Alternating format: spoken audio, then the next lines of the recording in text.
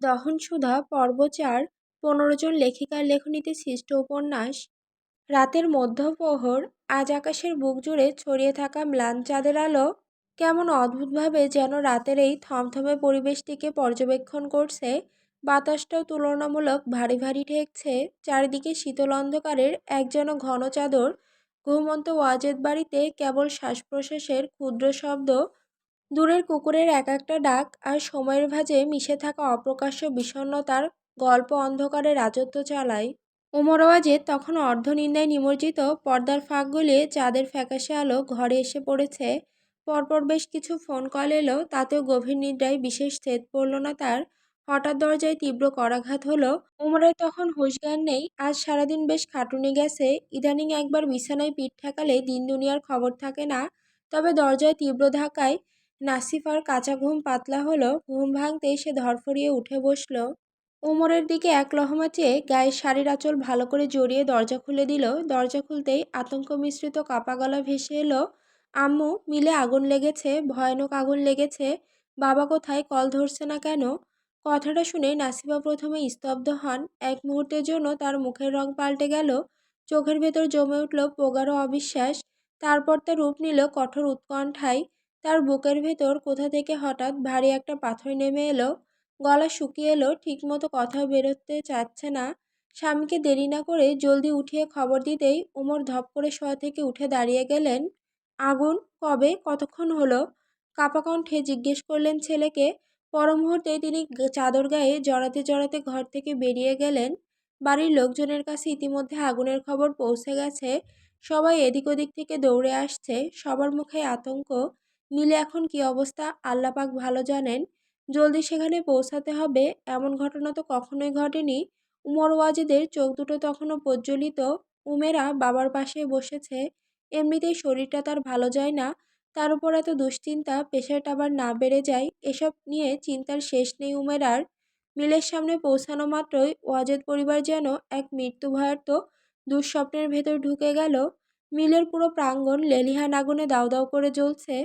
আলো অন্ধকার মিলে ছাদ ফেটে কটকট শব্দ করছে। বোধহয় আগুনের প্রতিটি বিস্ফোরণ দেয়ালের বহু বছরের স্বপ্নের হাড়গোড় ভেঙে দিচ্ছে। উমর ওয়াজিদ থমকে দাঁড়িয়ে গেলেন। তার চোখের সামনে পুড়ে যাচ্ছে তাদের পরিশ্রমে গড়া মেশিন, নতুন আনা কেমিক্যালের ড্রাম, কারখানার অফিস ঘরের কাঠের ক্যাবিনেট, একেবারে সবকিছু ছাই হয়ে ঝরে পড়ছে। মুহূর্তের তার বুকটা দহনধুমে ভারী হয়ে উঠল। চারপাশে পরিপূর্ণ বিশৃঙ্খলা। মানুষ ছোটাছুটি করছে, কেউ দৌড়ে পানি আনছে, কেউ আবার চিৎকার করছে ভেতরে আটকে পড়া শ্রমিকদের নাম ধরে। টানা সাইরেন বাজিয়ে একের পর এক অ্যাম্বুলেন্স এসে থামছে।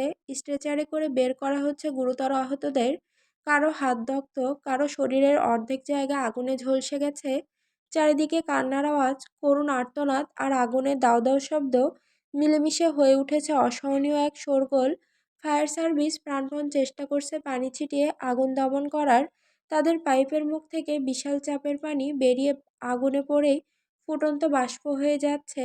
দমকল কর্মীরা চিৎকার করে জনতাকে সরিয়ে দিচ্ছে। পিছিয়ে যান, আরও বিস্ফোরণ হতে পারে।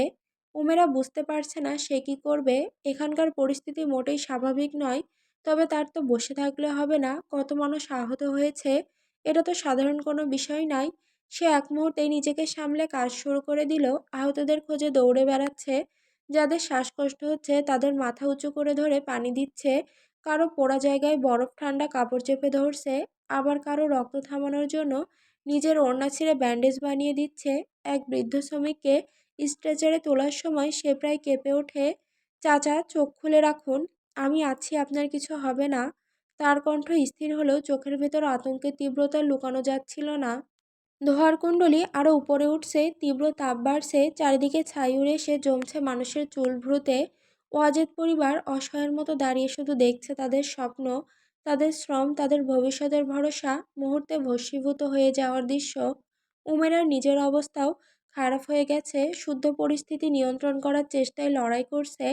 তার তো অনেক কাজ, পরিবারকেও ছাড়তে পারবে না, আর এই অনুকূল পরিস্থিতিও সামলাতে হবে। সময় তার আপন স্রোতে গড়িয়ে যায়। আগুন এখন প্রায় নিয়ন্ত্রণে। রাতের শেষ প্রহর চলছে। ওমেরা পরিবারের থেকে আলাদা হয়ে মিলের পেছনের পুকুর পাড়ে একা গিয়ে বসলো। একটু আলাদা থাকতে চাই সে। তার নিজের অবস্থাও ভালো নেই, হাত পুড়ে গেছে।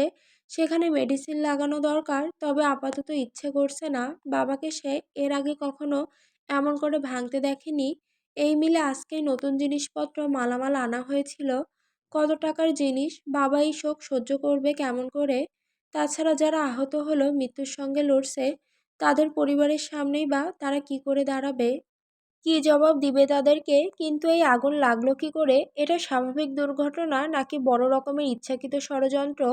হঠাৎ মিলের পেছন দিকে পুড়ে যাওয়া দরজার দিকে চোখ গেল তার। ধূপ করে কি একটা ভেবে উঠে গেল সেদিকে। আগুন বন্ধ হয়েছে, তবে তাপটা এখনো গা পুড়িয়ে দেওয়ার মতো ক্ষমতা রাখে।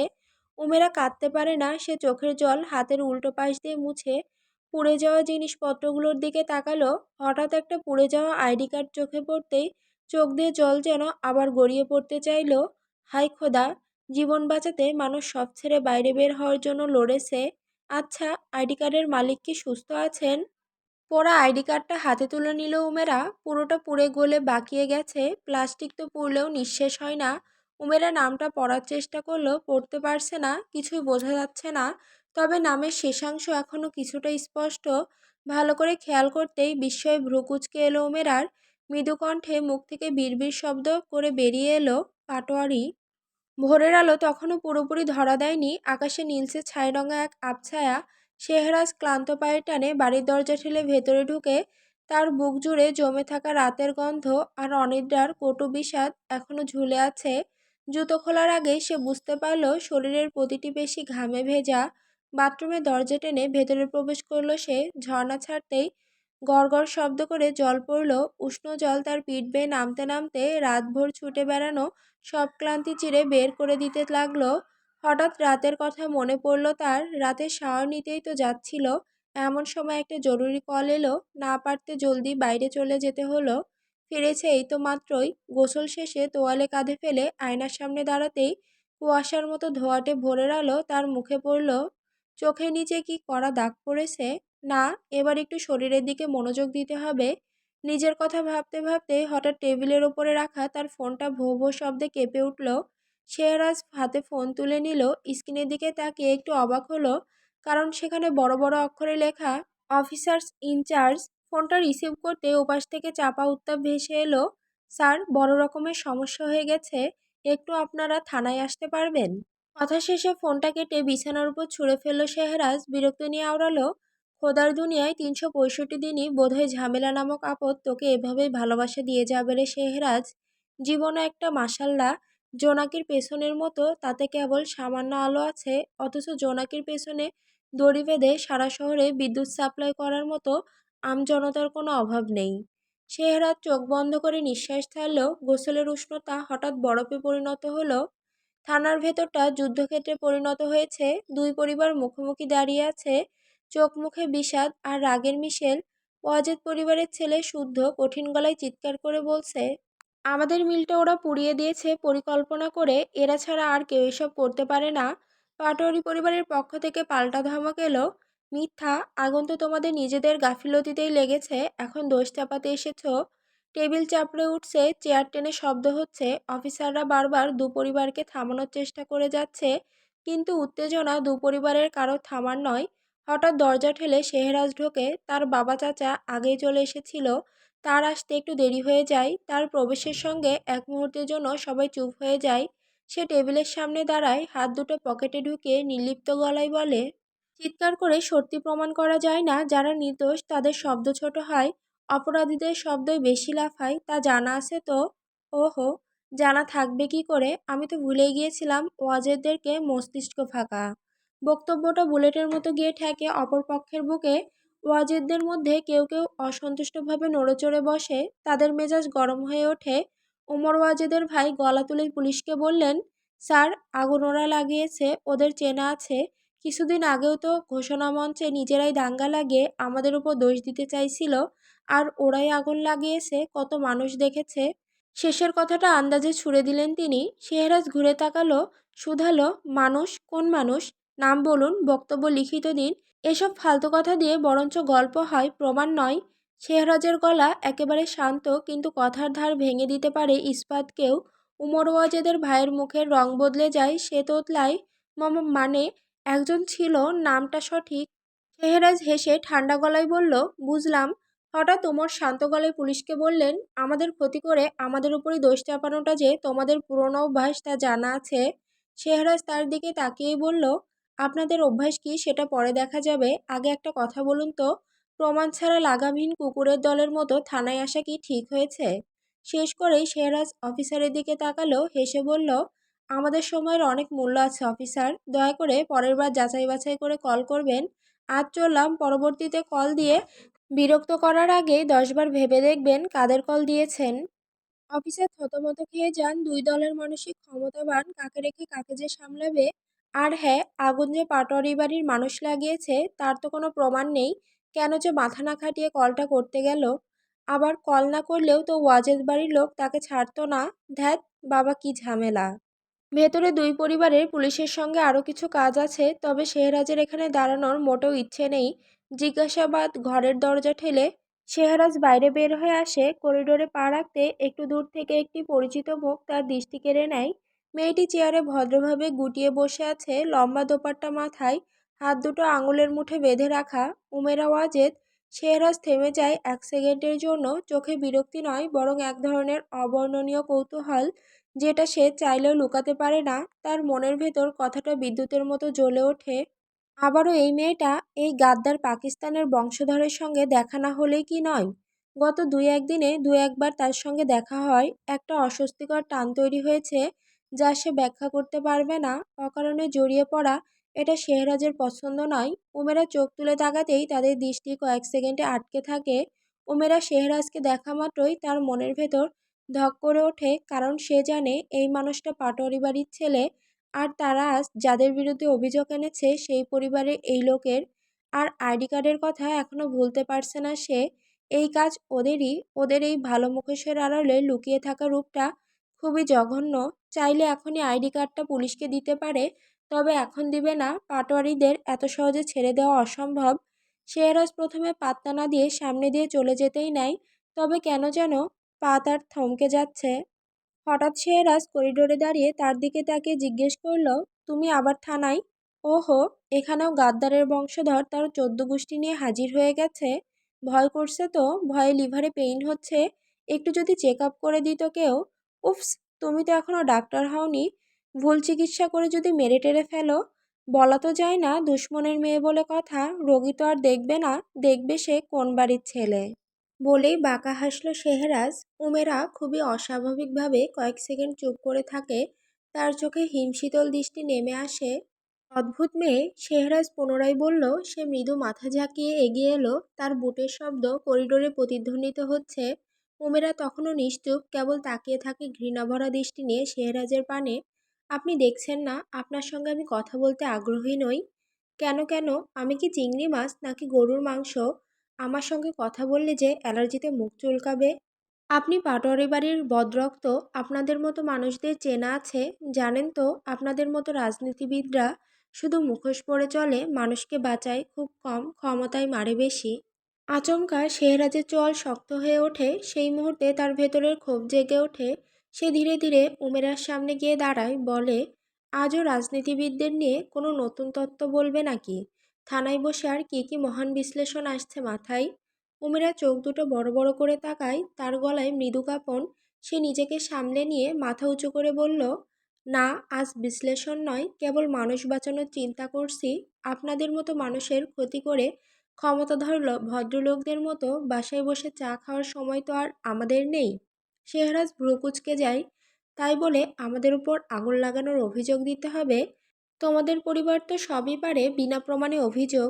উমেরা একটু গলা শক্ত করল। যে পরিবার মানুষকে ভয় দেখিয়ে চলে তাদের মুখে এমন কথা মানায় না। শেহরাজ এবার সত্যিই বিরক্ত হয়। তোমার সমস্যা কি জানো? তুমি ভাবো তুমি সব জানো, কিন্তু বাস্তবে তুমি অর্ধেক সত্য শুনে পুরো পৃথিবীর ওপর রায় শুনিয়ে দাও। এমন সমস্যা নিয়ে এই কঠোর দুনিয়ায় চলতে পারবে না ভিনদেশি। যাও, পোটলাপুটলি প্যাক করে পাকিস্তানের উদ্দেশ্যে রওনা হয়ে যাও। উমেরা শেহরাজের দিকে এগিয়ে এসে খুব নিচু স্বরে বলল, এক পাকিস্তানি কিন্তু অন্য পাকিস্তানি চেনে, বুঝলেন তো শেহরাজ পাটোয়ারি। যাই হোক, সাহায্য লাগলে বলবেন। বর্ডার পার করার ব্যবস্থা আমার পূর্বপুরুষদের কথা খুব মনে পড়ে, তাই না? তাই তো কথায় কথায় পাকিস্তানদের টেনে আনেন। শেহরাজের গলার বেশি টান খায়। সে 1 সেকেন্ড চুপ থেকে বলল, তুমি একদিন বড় বিপদে পড়বে হবু ডক্টর উমেরা। এভাবে মানুষ বিচার করতে গেলে ভুল মানুষের ওপর ভরসা করে বসবে। উমেরা রাগে চোখ সরু করল, ভরসা করার মতো কোনো প্রয়োজন নেই আমার। আর আপনার মতো লোকের ওপর তো কখনোই নয়। শেহরাজ উমেরের দিকে ঝুঁকে আসে। তাহলে আমার কাছ থেকে দূরে থাকো। অকারণে আমার সামনে বারবার এসে বসছো কেন? অ্যাটেনশন চাই নাকি তোমার? শেহরাজের অ্যাটেনশনের মূল্য কিন্তু বহুত। মূল্য চুকাতে পারবে তো ডাক্তার ম্যাডাম? বলি শেহরাজ বাঁকা হাসে, চোখ দুটো তার ছোট ছোট হয়ে আসে। উমেরা বুক ভর্তি গর্ব নিয়ে বলল, দেখুন আপনার সামনে আমি আসি না, আপনারাই ঝামেলার মতো আমাদের পেছনে লেগে থাকেন। আর বাকি রইল অ্যাটেনশন। উমেরার দিন এতটাও খারাপ হয়ে যায়নি যে সস্তা কারো থেকে অ্যাটেনশন চাইতে হবে। ওহো তাই নাকি? তাহলে তো তোমার খারাপ দিন দেখার অপেক্ষায় রইলাম হবু ডক্টর উমেরা ওয়াজেদ। আসলে কি আর বলবো, শুনেছিলাম তোমাদের পরিবারের বংশগতভাবে মাথায় সমস্যা আছে। এখন দেখছি ঘটনা আসলেই সত্য। মানতে হবে ওয়াজেদ পরিবার বলে কথা। আর তোমার কথা কি বলবো, গাছ যেমন ফল তো তেমন হবেই।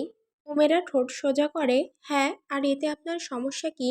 সমস্যা, যে পরিবার আজ থানাটাকে সার্কাস বানিয়ে ফেলেছে, তার মেয়ে ডাক্তার হয়ে এখানে মানবতার বাণী শোনাতে এসেছে, এটাই সমস্যা। তোমার পরিবার আমাদের আগুন লাগানোর মামলায় জড়াতে চায়, আর তুমি এখানে এমন ভাব করছো যেন পাহাড়ের বুকে ফুল তুলতে এসেছো। উমেরা শেহরাজের সামনে বরাবর এসে দাঁড়ায়। দোষীর মুখে কত কথার খই ফুটতে পারে খোদা। দোষী আমরা নাকি তোমাদের লোকেরা নিজেদের মিল সঠিকভাবে চালাতে পারে না, তাই আগুন লেগে গেছে, তার দায় আমাদের ঘাড়ে চাপাতে এসেছো? যে পরিবার জোর পেশি খাটিয়ে চলে তাদের উপর অভিযোগ আসবেই, এটা স্বাভাবিক নয় কি? আর যে পরিবার সুযোগ পেলেই পাটোয়ারিদের পিঠে ছুরি বসায় তাদের মেয়েরা এসে জ্ঞান দেবে, এটা কি স্বাভাবিক? আরে বাবা, এটা কোন ধরনের আইন? উমেরা চোখ সরু করলো, আমি সত্য বলি আর সত্য সব সময় কষ্ট দেয়, বুঝলেন তো? শেহরাজ এবার সামনে আরো ঝুঁকে যায়। তোমার সত্য, তুমি তো 5টা পোস্টার দেখেই মানুষের চরিত্র লিখে ফেলো। একজন রাজনীতিবিদের ছেলেকে দেখে ভাবো সে জন্মগত অপরাধী। নিজেও তো রাজনীতিবিদের মেয়ে, ভাব করছো যেন তোমার বাবা রাস্তার মোড়ের হনি পাগল, ভিক্ষা করে তোমায় মানবতার ফেরিওয়ালি বানিয়েছে। উমেরা তীক্ষ্ণ হাসলো, ভিক্ষুকের ঘরে জন্ম হলেও আফসোস থাকতো না। তবে জানেন কি, আপনারা ভাবেন ক্ষমতার দাপটে সব কিছু ধামাচাপা দেওয়া যায়। বাস্তবতায় ফিরুন মিস্টার পাটোয়ারি। কম করে কথা বলো হবু ডাক্তার সাহেবা। তোমার মুখোশের আড়ালে যে অহংকারটা লুকিয়ে আছে না, ওটা খুব বাজে দেখায়। উমেরা জবাব দেয়, আর আপনার উচ্চাভিলাষী সর্বজনা মুখভঙ্গি, ওটা তো আরও বাজে দেখায়। শেহরাজ এগিয়ে এসে হঠাৎ উমেরার হাত পেছন থেকে ধরে মুচড়ে দেয়। তীব্র ব্যথায় উমেরা থমকে দাঁড়িয়ে যায়, নিঃশ্বাস আটকে আসে, কিন্তু চিৎকার করে না সে। তার মুখ শেহরাজের কাছে, খুব কাছে। উমেরা ফিসফিস করল, ছাড়ুন বলছি। শক্ত শোনালো তার কণ্ঠ। শেহরাজ উমেরার কানের কাছে ঝুঁকে খুব নিচু আর শীতল স্বরে বলল, তুমি ভুল জায়গায় ভুল মানুষকে ভুল কথা বলেছ হবু ডাক্তার সাহেবা। উমেরার চোখে একরাশ ঘৃণা। ব্যথা পাওয়া সত্ত্বেও বলল, আপনার মতো মানুষ সত্যকে ভয় পায়, তাই হাত মুচড়ে ধরা ছাড়া আর কিছুই করতে তারা পারে না। শেহরাজ উমেরার আরও কাছে আসলো, তোমাদের পরিবারই আগুন লাগিয়েছে আর তার দায়ভার ষড়যন্ত্র করে আমাদের ঘাড়ে চাপাতে চাইছো। আর কি যেন তুমি আমার সামনে দাঁড়িয়ে ন্যায়বোধের বক্তৃতা দিচ্ছ। হাউ ফানি, বিশ্বাস করো, কান ধরে গেছে তোমার এই হাদিসের বাণী শুনতে শুনতে। উমেরা শ্বাস কাঁপিয়ে বলল, শয়তানরা হাদিসের বাণী শুনলে কান তো ধরবেই। আমি যা দেখি তাই বলি, মুখোশধারীদের ভয় পাই না। শেহরাজ হাতের চাপ আরও বাড়ায়, শক্ত চিবুকে বলে, ভয় পেতে হবে উমেরা, কারণ তুমি এখন জানবে আমি শুধু পাটোয়ারি পরিবারের ছেলে নই, আমি শেহরাজ পাটোয়ারি। আমার পিছনে লাগলে দুনিয়ায় জাহান্নাম দেখিয়ে ছাড়ব। হঠাৎ শেহরাজ তার কথার মাঝে পায়ের শব্দ পেল, ভেতরের কাজ বোধহয় শেষ হয়েছে। সে জলদি উমেরার হাত ছেড়ে দেয়। উমেরা পেছনে এক পা সরতেই দেওয়ালে হাত ঠেকিয়ে শ্বাস নেয়। দুজনের চোখ আরও একবার একে অপরের দিকে আটকে যায়। রাগ ঘৃণায় দুইটি দৃষ্টি এক হয়েও যেন আলাদা। শেহরাজ এক মুহূর্ত না দাঁড়িয়ে বাইরে চলে যায়। উমেরা তখন একইভাবে দাঁড়িয়ে, চোখে জল। তবে এই জল রাগ ক্ষোভ থেকে সৃষ্টি, ঘৃণা থেকে সৃষ্টি। এই জল মাটিতে পড়তে দেওয়া যাবে না। পড়লেই উমেরা ওয়াজেদ তার জীবনের অনাকাঙ্ক্ষিত পাপিষ্ঠ শত্রুর কাছে পরাজিত হবে, যা কখনোই সম্ভব নয়। কারণ উমেরা কখনোই পরাজিত হতে শেখেনি, হবেও না। রচয়িতা সানজিদা আক্তার মুন্নি, বৃষ্টি ইসলাম, ইসরাত জাহান জেরিন, প্রিয়স্মিতা তেহজিব, কায়নাত খান কবিতা অনুপ্রভা মেহরিন, ছানা শেখ, মির্জা সূচনা, রাইহা জুবাইর রিপ্তি, লামিয়া রহমান মেঘলা, লামাইয়া তাসমিন, ফাতেমা ফারিয়ার, নুসরাত ফারিয়া, মরিয়ম আক্তার জুথি,